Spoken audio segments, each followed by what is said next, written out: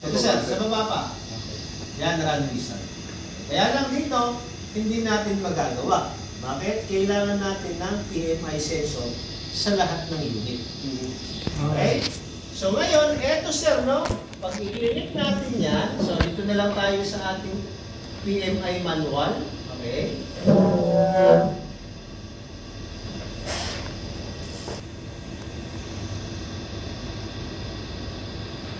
Okay, so mag-run wizard tayo, automatic PDC calibration. Run wizard. Ang kailangan natin bago kayo mag-click next, kailangan umaandar yung makina. Ilan ang kailangan niyang andar? 50% engine load. Okay? So, let's say mga, siguro mga 40 to 50. Okay? So, ngayon umaandar naman yung makina natin at full ahead. That's around 50% engine load. So, pag naka 50% engine load, saka kayo mag-click next doon. Pag nag-click next kayo dyan, automatic na yung calculation. Kukunin niya na yung mga top dead center ng bawat cylinder unit. Tapos meron siyang gagawing calculation para sa offset. Kasi yung mga values na nakikita natin ngayon, hindi naman talaga siya correct. Okay? Hindi niya babaguhin yung nakikita niyo na value, sir. Ang babaguhin niya yung sarili niyang reading. Okay? Di ba lumabas siguro, kunwari, 0.2. Pero ang totoo, yun yung 0. 0.2 pa rin makikita niyo dyan. Pero sa kanya, yung 0.2, yun ang 0. Okay? So, yung 0 mo, sa number 1, hindi ibig sabihin, 60, no? Kapag nag-60 yung number 1, or 60.2 yung number 1, is naka-top dead center yung number, ano natin yung kasunod na yung number 5. Hindi, meron pa rin offset yun. Okay? So, yung offset na kinukuha niya is hindi for number 1 lang, no, para sa lahat ng unit natin. Kung paano yung calculation, hindi ko alam. Okay? Kasi hindi siya average. Hindi siya average offset. Okay? So, basta makuha natin yan, maklik natin yan, at mag 100% yan, sir, meron lang kayong iba-validate. Okay? Ano yung iba-validate natin, sir? So, yung latest na. Ito, no, yung top dead center ng PCOM kailangan nakatapat dito. Okay? So, ang magiging itsura niyan, okay, kailangan ninyong puntahan sa ito, no, ito, page dun sa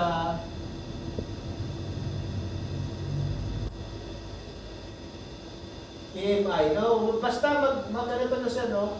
Basta mag 100% yan. Okay, nag-okay na. Automatic na yan, mag 100%. Ito ngayon yung susunod na lalabas. Okay? So, cylinder 1, 2, 3, 4, 5. Kung yun ba yung cylinder unit niyo? Tapos meron kayo dyan i-click na finish.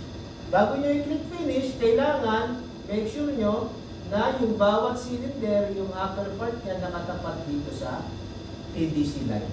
Okay? So, kung isusumin pa natin yan, ang magiging itsura niyan, okay, ganito sir. No? So, yun, no, pinaka-taas. Okay? So, dito sa computer namin, since hindi kami nakakapag-TDC calibration, sir, no?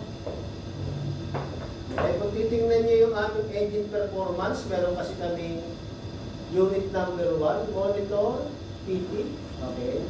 So, meron kaming unit number 1, sir, no?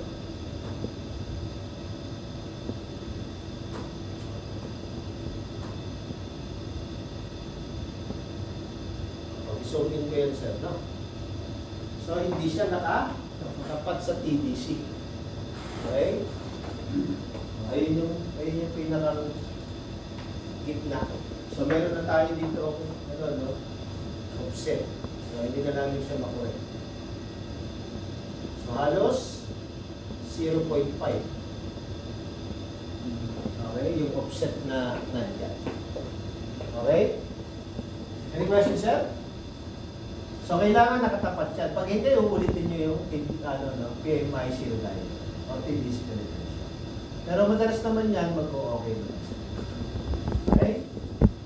question?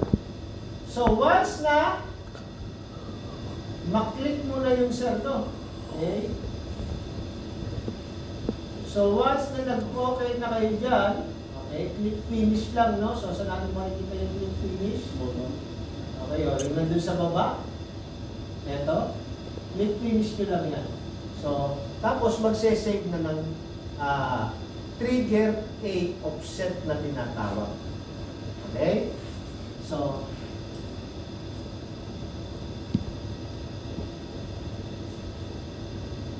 yung trigger A offset, dito nyo makikita. Okay? Kanina, dito tayo na perform ng TDC calibration. Pag natapos tayo dito, ang resulta dito mapupunta. Okay? So, magkakaroon kayo ng result katulad nito, sir.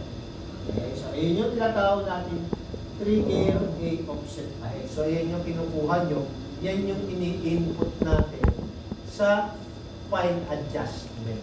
Okay? So, kung mapapansin nyo dito sa 5 cylinders, sa number 1, 0, no? Sakto. Sa number 4, 72, sakto. Ito lang yung hindi sakto, no? 0.99. Okay? Doon sa computer namin, okay? Sige sir, pakipunta sa maintenance. Punta ka sa maintenance. Sige sir, click mo sir, maintenance. Punta ka ngayon sa view configuration parameters. Yan, open mo yun sir. Ilan yung offset natin? 0.04, no, minus 0.04. Tingnan nyo sir yung number 1, 0. Ang top dead ng number 5, 60.29. Ang top dead ng 2, 240.03. Ito naman, 120.09, 180.15, 300.35. So, maraming offset na nangyari. Okay? Hindi average yung nagiging trigger offset. Sir, no? Kung yung calculation yan, hindi ko alam kung paano. Ano yung equation. Ganyan sa offset. Pero kinokorek niya lahat individual unit. Kahit isa lang yung offset. Yung trigger ay offset is para doon sa reading ni encoder A. Okay, sir? Si encoder A at si encoder B magkaiba ng reading. Tama ba, sir? Kasi may delta tama tayo eh. So magkaiba. Ilan yung difference niya, sir? Delta tama natin. 1.8. 0.18. Okay? So si encoder B, idadagdag niya yung offset na yan. Or ibabawas. Okay? Kung 0.04 kay A, so plus 0.18 kay B. Kasi hindi sila parehas ng offset. Kasi yung kinuha nating offset para sa A lang.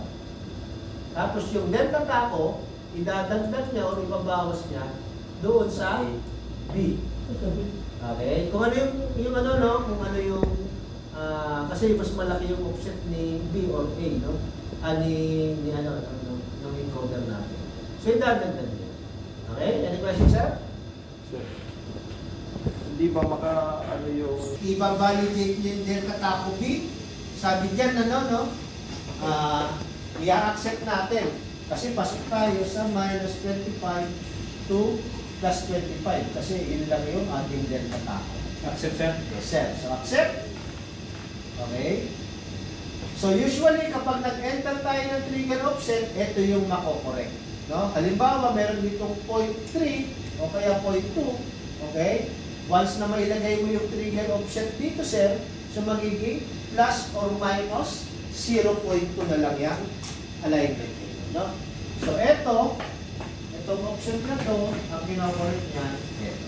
So, magiging plus or minus 0.02 na lang ang magiging deviation nito. Okay? Sige sir, lagyan mo na offset. Dito nilalagay yung offset using arrow key. Kahit anong ilagay niya sir, walang kaso yan. I-accept niya lang yan. Okay? 0.5 sir. Sige sir? Enter. Okay, yun yung... sige, enter niyo sir. Kung pareho sila, sir. Na? Kung pareho na yan. Okay lang din sir. Kasi hindi siya talaga real time eh. Okay. So, naka-program lang siya na kahit anong ilagay mo dyan, mag-correct yun. Okay? So, ayun sir, no? Maglalaro na lang sa plus or minus 0.0. Pero yan talaga yung ilalagay sa ano, sir. Yes, sir. Ito pala na nilalagay ninyo. Kung ano yung naging result Result ninyo. ng- Result. Kasi ito, nung in-install yan, sir, no? Yan, ito na yung lumabas. Okay? Pero usually yan, nilagay lang nila ng ganyang program. Kasi wala naman silang i-calibrate dito. Eh. Trigger mo sa inyo. Dapat Trigger trigger. offset yun. Ilan, sir? Negative. Negative Minus 0.4. 0.4. Okay, yung dito sa isang, ano, no? Point kami dito.